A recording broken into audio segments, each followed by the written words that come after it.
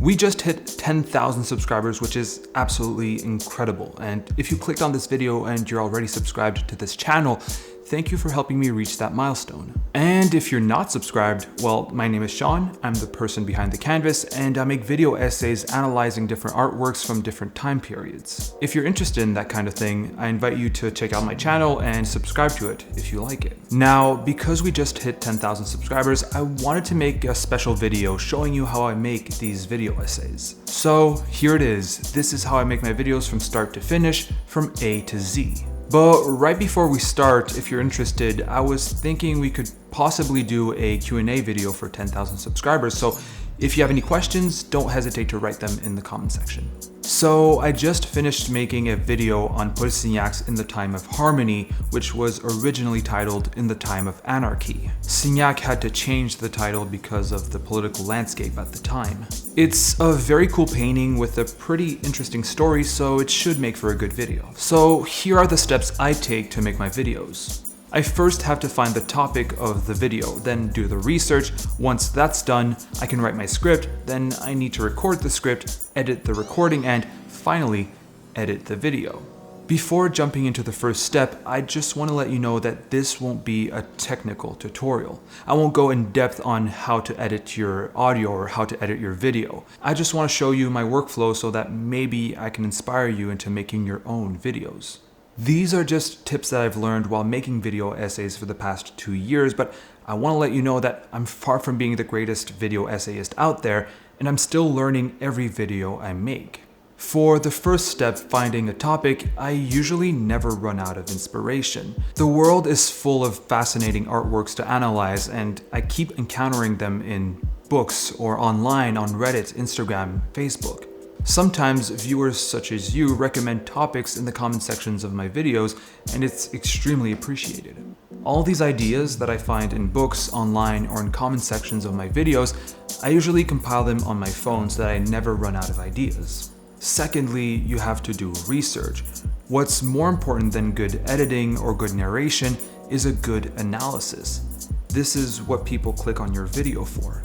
I usually start my research on YouTube and search for videos that have already been made on the topic that I'm about to make a video on. That way, I'm making sure that I'm not putting so much effort into just repeating the same information that another video has already given. Also, if you find a video on your topic that has way better video production than you could ever make, don't worry, maybe you can make a different analysis and bring something new to the platform. After watching the videos on YouTube, I watch documentaries, I read articles on both the artist and the artwork itself, and I know I said don't cut corners on research, but also don't go overboard. Spend time finding the best resources and not the most resources for your video. If your video is shorter than 10 minutes, then too much information might make your content disjointed. Focus on the right information to help you deliver a clear analysis. Luckily, I got to use an essay on Signac's In the Time of Harmony that my girlfriend wrote for school, so thank you, Valentina, for letting me use your research. Now, time to write your script. When I write my script, I like to read every sentence out loud to make sure that everything flows and everything sounds somewhat conversational. Writing a script for a video essay is different from writing an essay. What you're writing must be coherent and must be understood when spoken out loud. Also, it's sometimes easy to forget that there will be a video on top of your narration, so you don't have to say everything.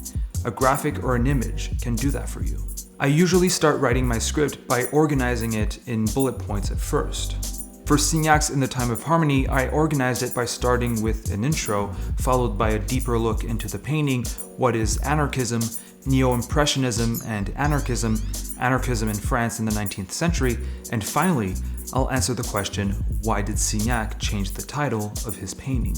It's sometimes important to sacrifice some bits of information. For example, in my girlfriend's essay, there was a very interesting part on anarchist philosophies when it came to advocating anarchism through art. And as I said, it's super interesting, but if I put too much information in a short form video, I might just end up confusing my audience. Now, I'll write a script in one sitting just to not disrupt my flow. I also rarely go back on my script to edit, but that's just a personal preference. Just be yourself and have fun writing. I usually aim for between 1,000 to 1,200 words for my scripts, but for this specific one, I had fun and wrote 1,900 words, which is still fine. It'll just make for a longer video. So once I'm done writing, I read the whole thing out loud to Valentina, I get her approval, and then I can start recording the script. Recording is, without a doubt, the hardest part of the process for me, mainly because English is my second language. I'll just make a lot of mistakes, I'll stutter, I'll mispronounce words all the time. For example, it took me about an hour of recording for a 13-minute narration, and that wasn't too bad compared to some previous videos. After I'm done recording myself, I edit the audio in Adobe Audition. I first delete all the mistakes I made, I then compress the audio, I do some noise reduction, and all that fun audio processing. I also reduce all of my breaths individually because a friend of mine once told me that it's all they could hear, so I took the habit to just lower the volume of all my breaths so you can barely hear them.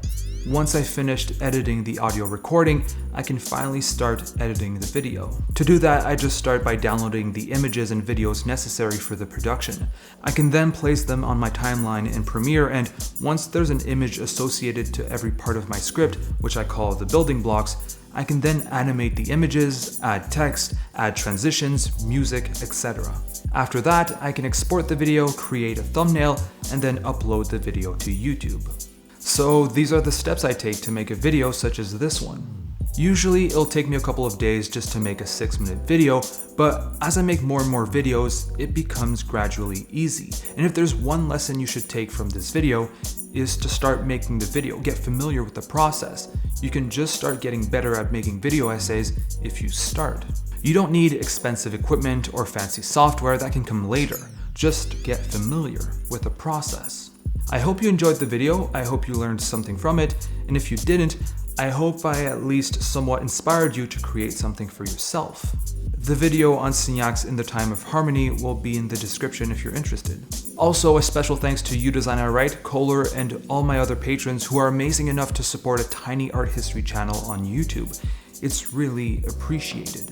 Finally, don't forget to submit questions for the potential upcoming Q&A.